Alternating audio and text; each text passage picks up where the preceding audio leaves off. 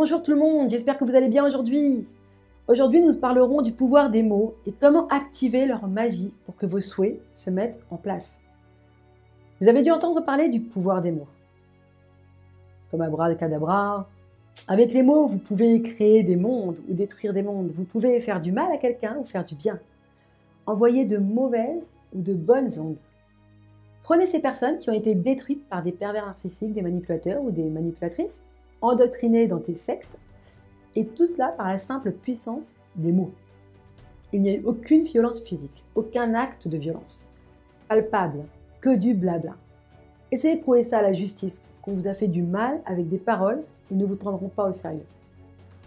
Mais c'est parce que, encore une fois, notre monde refuse l'invisible. Parce que si ça n'est pas visible, ça n'est pas sérieux. S'il n'y a pas de coups et blessures, on vous dira que vous n'avez rien. Et pourtant, toutes ces fois où vous avez reçu des mots comme des attaques physiques, comme si vous aviez littéralement reçu une gifle en plein visage, où vous vous êtes senti humilié, c'était réel. Vous l'avez senti, vous n'avez pas rêvé. On nous a appris à prendre ça à la légère. Et c'est pour cela que vous dites à vous-même, je l'ai souvent entendu, mais ce n'est rien. Il ou elle ne m'a pas frappé quand même. Ce n'est pas si grave. Et si c'était pire? Les mots restent gravés dans nos esprits, dans notre cœur, dans notre vie. Les mots nous construisent ou nous détruisent. Ces personnes manipulatrices et perverses ont mis tellement de force et d'intention, et oui, encore une fois, je parle d'intention, dans leurs paroles qu'ils ont réussi à vous convaincre qu'ils avaient raison et que vous aviez tort. Ils ont réussi à vous culpabiliser d'être vous-même. Ils ont mis une telle intention que cela les a renforcés. Ils sont difficiles à contrer et vous savez pourquoi? Parce qu'ils sont eux-mêmes convaincus de leurs idées. Ils en arrivent à être touchants, attachants, et pourtant, ils vous détruisent avec une extraordinaire conviction. J'insiste toujours sur l'intention parce que c'est ce qui donnera la force à vos paroles. Donc si ces mots ont été aussi puissants sur vous, ils peuvent l'être sur l'univers. Ils peuvent l'être aussi pour créer, pour aimer, pour unir, pour s'épanouir, pour exaucer. Regardez l'effet que certains mots ont sur vous comme amour, épanouissement, bonheur, union. Et imaginez cet effet à l'exponentielle multiplié par 10, par 100. C'est pour ça qu'il est très très important, quand vous désirez parler à l'invisible et exaucer un souhait, de s'exprimer clairement, d'apprendre à articuler. Vous devez vous exprimer comme si vous parliez à un roi ou à Dieu lui-même, pour ceux qui croient en Dieu. Les mots doivent être précis. Vous devez mettre en scène votre souhait. Apprenez à vous exprimer comme dans un théâtre, que les mots soient clairs. Exprimez-vous pour être entendu et non juste pour parler. Vous avez souvent l'impression qu'on ne vous entend pas, n'est-ce pas?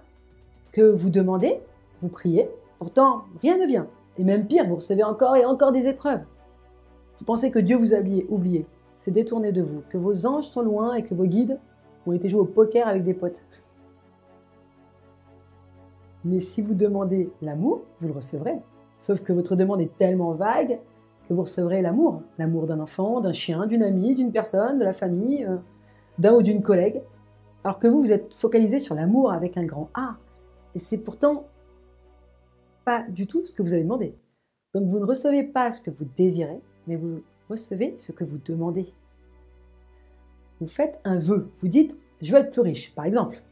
Ok, voici 1 euro. Ça y est, vous êtes plus riche. Mais ce n'est pas ce que vous désirez.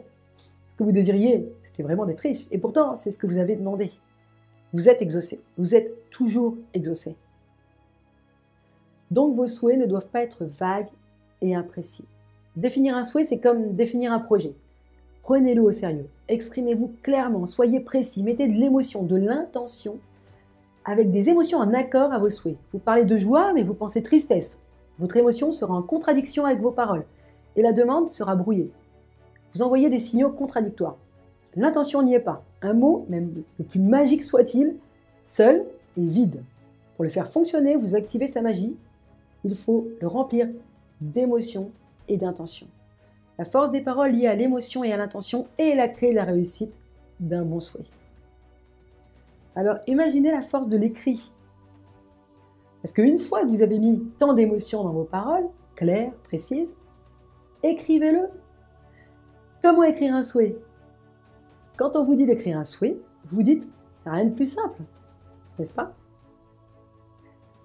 Vous asseyez et vous écrivez « J'aimerais tant vivre une vie meilleure ». Pardon? C'est exactement ce dont nous venons de parler. C'est vague, c'est imprécis, c'est inconsistant, ça ne veut rien dire. La seule chose que cela veut dire, c'est que vous n'y croyez pas. Alors comment écrire un souhait? Posez-vous les bonnes questions. Demandez-vous ce que vous voulez vraiment, quel changement vous voudriez voir dans votre vie et qu'est-ce que vous avez envie de vivre au quotidien. Prenez un carnet uniquement dédié à cela. Vous allez le décorer, le customiser comme vous le désirez. Et pour amplifier la demande, servez-vous de la gratitude et soyez reconnaissant. Votre souhait sera amplifié par la force de la gratitude. La gratitude est un puissant allié d'une vie meilleure. Donc, commencez votre souhait par « merci ». Par exemple, vous cherchez du travail ou vous voulez changer de travail. Vous pourriez demander « merci de m'apporter ce travail extraordinaire qui m'apporte satisfaction, joie, liberté financière, amour, des gens extraordinaires dans ma vie ». Et rajoutez tout ce que vous pouvez y associer de positif.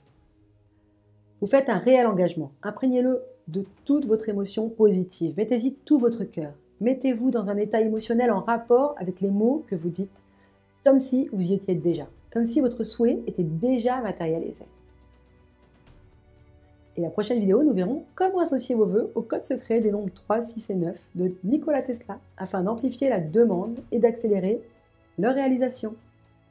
Si vous avez aimé cette vidéo, n'oubliez pas de cliquer sur le petit pouce en dessous, liker, partager et de vous abonner à la chaîne. N'oubliez pas de cliquer sur la petite cloche pour recevoir une notification à chaque nouvelle vidéo. Et je vous souhaite une excellente journée pleine de lumière et de spirituel.